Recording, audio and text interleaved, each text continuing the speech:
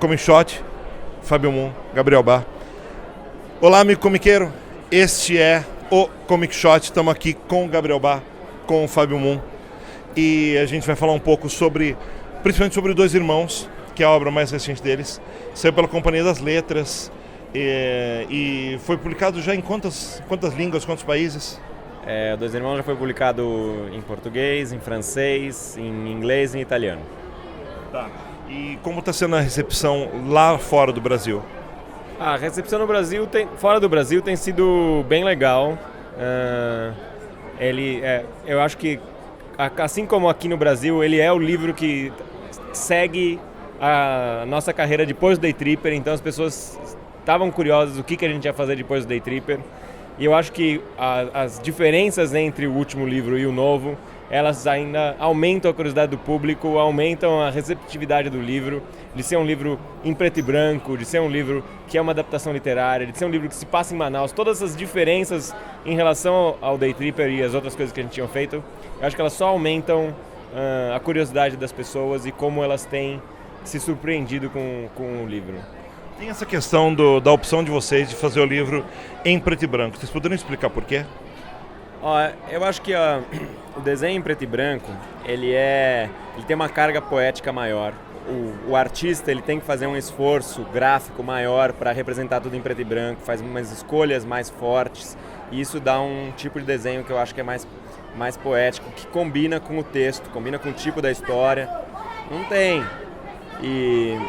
E aí, esse é um dos motivos. A gente também acha que pro leitor, ele tem que fazer um esforço maior também para ler um gibi em preto e branco. Porque para interpretar aquilo que ele está vendo e entender, né, ler aquela imagem em preto e branco e entender o universo, é um esforço maior. Então isso cria uma experiência de leitura mais intensa, mais pessoal. Ele exige mais do leitor. E assim ele mergulha mais fundo. E a gente adora história em preto e branco. E essa história, como ela é muito forte, ela precisava de um traço que fosse mais impactante. Então esses foram os motivos que a gente escolheu fazer o Dois Irmãos em preto e branco. A Manaus de vocês é uma Manaus bem pesquisada, mas ao mesmo tempo também é uma Manaus imaginária. Como você sente a recepção do público brasileiro e também do público estrangeiro, que devem ser dois momentos diferentes, algo de exótico as pessoas sentem, como elas recebem isso? Olha, assim, até agora a gente tem 3 tipos diferentes de resposta em relação ao livro. Uma é da maioria das pessoas, inclusive os brasileiros, que não vão para Manaus. Ninguém conhece Manaus. Então a gente está apresentando Manaus para as pessoas, porque a maioria dos brasileiros não vai para Manaus, então eles não conhecem. A maioria dos gringos não vai para Manaus, então eles também não conhecem. Então onde quer que a gente vá, a maioria do público está sendo apresentado para a cidade e para essa vida urbana de Manaus, e não só esse exotismo da floresta, através das imagens e do livro. A outra recepção é do pessoal de Manaus mesmo, quando a gente foi lançar em Manaus, e o Milton mesmo, de se surpreender da força de resgatar Manaus durante esse período que se passa a história. Então, falar dessa Manaus que as pessoas lembram da infância, que as pessoas lembram que já não existe mais. Então, essa segunda resposta que a gente teve é do pessoal que lembra de Manaus, dessa Manaus que acontece na história, e de como eles têm essa sensação de nostalgia quando eles lembram dessa Manaus vendo a história. E aí, agora a gente foi para Lucca, na Itália, para lançar o livro na Itália, e tem uma história do Bonelli, lá, uma história da editora Bonelli, que se passava em Manaus. Só que era uma Manaus completamente diferente, era uma Manaus exótica, então tinha lá um personagem italiano que ia para Manaus, um aventureiro, só que era uma Manaus completamente diferente.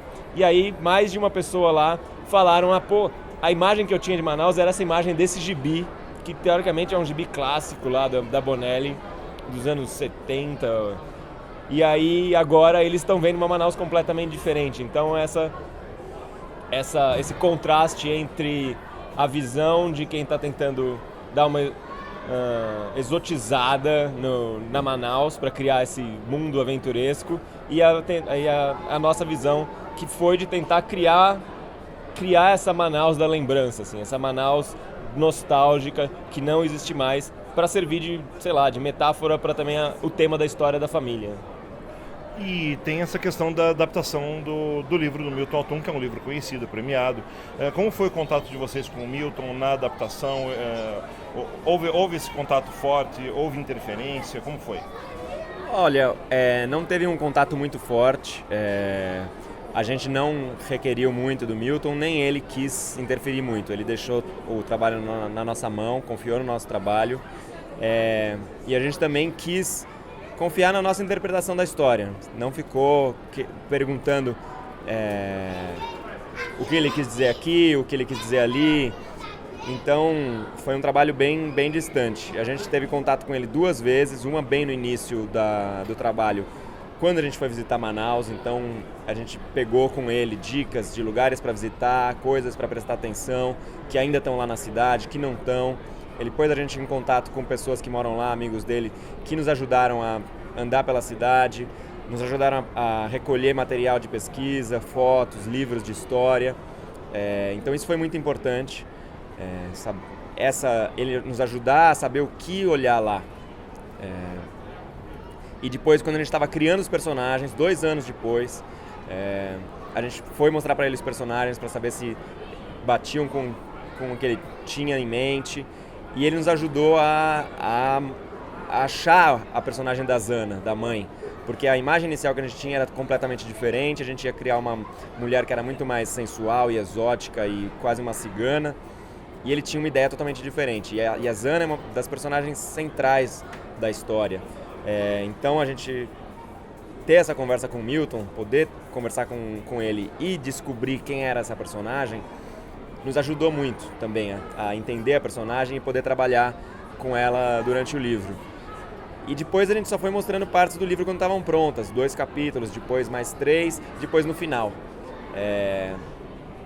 E a gente ficou muito feliz com a receptividade do Milton. Ele ficou impressionado com o poder que as imagens têm de contar, de mostrar a história e as escolhas que a gente fez, das mudanças de ordem da narrativa.